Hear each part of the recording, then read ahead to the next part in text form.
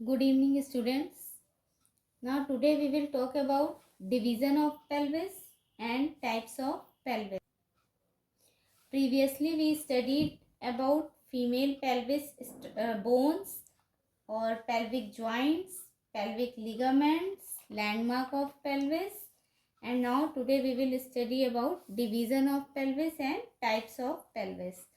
तो first we will talk about division of pelvis. अगर हम फीमेल पेल्विस को देखें तो ये दो भागों में बटी होती है. दो भागों में हम इसको डिवाइड करके इसके बारे में समझ सकते हैं, false pelvis and true pelvis. अगर पूछा जाए कि पेल्विस के डिवीजन कितने होते हैं तो दो डिवीजन आंसर होगा, false pelvis and true pelvis. और हमने हाँ ठीक है. Then false pelvis, it is a part of the pelvis situated above the pelvic brim. Pelvic brim हमने पढ़ा था, ये जो सर्कुलर लाइन जो पूरे लैंडमार्क्स हमने बताए थे, ये पेल्विक ब्रिम होती है.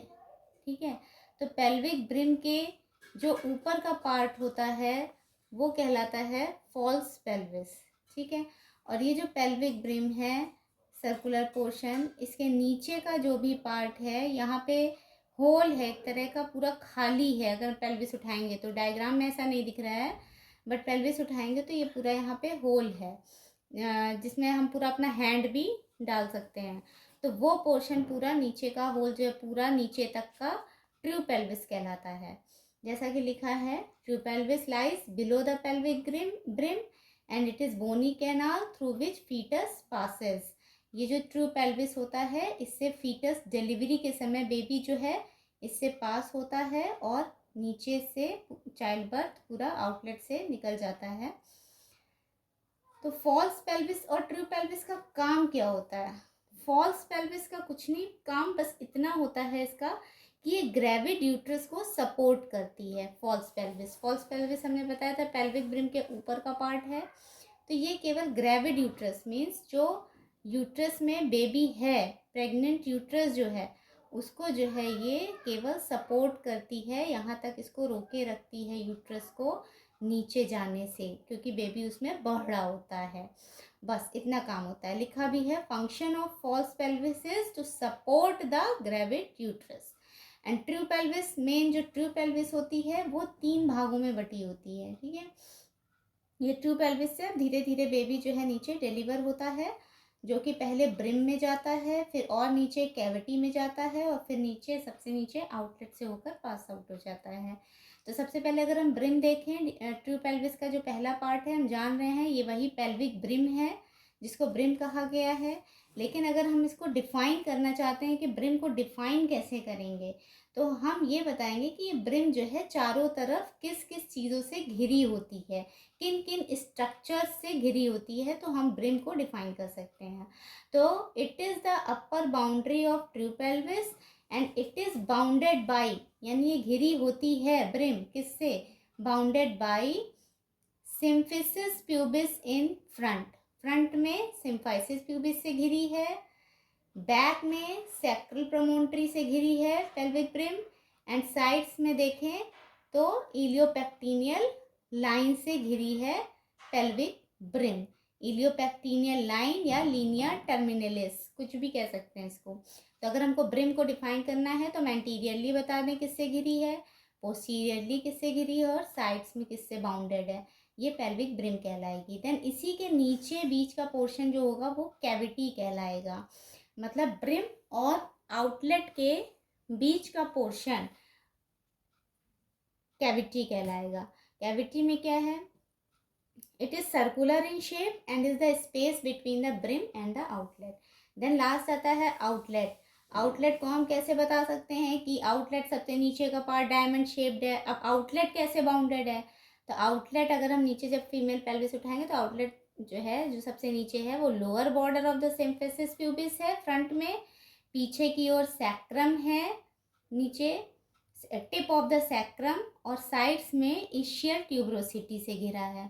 ठीक है, तो ये नीचे का सर्कुलर पोर्शन जो बनाएगा वो आउटलेट कहलाएगा, जो कि lower border of symphysis pubis, tip of the sacrum और इशियल ट्यूबरोसिटी से घिरा हुआ है. तो ये था division of pelvis. I hope आपको समझ में आया होगा। बहुत इजी है, कोई डिफ़िकल्ट नहीं है, बहुत इजी लैंग्वेज में दिया है। देन आगे हम पढ़ते हैं types of pelvis. This is types of pelvis, ठीक है। तो there are 4 types of pelvis. Pelvis के 4 प्रकार होते हैं। कौन कौन सा लिखा हुआ है? Gynaecoid pelvis, android pelvis, third anthropoid pelvis and fourth one is platypelloid pelvis. तो फर्स्ट वन हम देखेंगे गायनिकॉइड पेल्विस। बहुत इजी सा है। गायनिकॉइड पेल्विस ये जो होती है ये है, मतलब जैसा कि देखने में दिख रहा है कि राउंड है, इसका पेल्विक ब्रिम जो इसका बना है वो राउंड शेप का है। तो यही लिखा है कि the gynaecoid pelvis is the most common type of pelvis and it is rounded in shape, ठीक है। The gynaecoid pelvis is the most favourable और successful for labour and birth. ये कॉम्पिटिटिव क्वेश्चन है, ये पूछा जाता है कि जो है सबसे मोस्ट फेवरेबल पेल्विस कौन सा होता है चाइल्ड बर्थ के लिए। तो आपका आंसर होगा गायनिकॉइड पेल्विस। और फीमेल पेल्विस का दूसरा नाम भी अगर पूछा जाता है तो वो गायनिकॉइड पेल्विस ही बताया जाएगा। सेकंड आता है एंड्रॉइड पेल्विस। एंड्रॉइड पेल्विस जो होता है ये, जैसा कि शेप कैसा दिख रहा है, ट्रायंगुलर दिख रहा है, ठीक है। तो ये ट्रायंगुलर इन शेप होता है और ये और नैरो होता है, थोड़ा पतला होता है। और तो ये जो पेल्विस होता है एंड्रॉइड टाइप का, ये मेल्स में ज़्यादातर एंड्रॉइड टाइप का पेल्विस होता है। The android pelvis is more resembles to the male pelvis. It is narrow, triangular और wedge shaped. This is not favourable for child birth. This android pelvis is not favourable for child birth और labour, ठीक है। तो जैसा कि हमने बताया child birth और लेबर के लिए गायनिकॉइड पेल्विस ही फेवरेबल होता है। और एंड्रॉइड पेल्विस का शेप कैसा होता है? Triangular and wedge shaped. Wedge shaped means ऊपर से चौड़ा और नीचे की तरफ पतला, ऐसा इसका शेप होता है, या लीफ शेप, ऐसा कुछ कह सकते हैं। Then anthropoid pelvis. Anthropoid pelvis कौन सा है? ये देखने में कैसा आकार लग रहा है? ओवल लग रहा है ना, तो ओवल शेप है। The anthropoid pelvis is oval in shape. इसका जो है प्यूबिक आर्क नैरो होता है और विथ एडिक्वेट आउटलेट।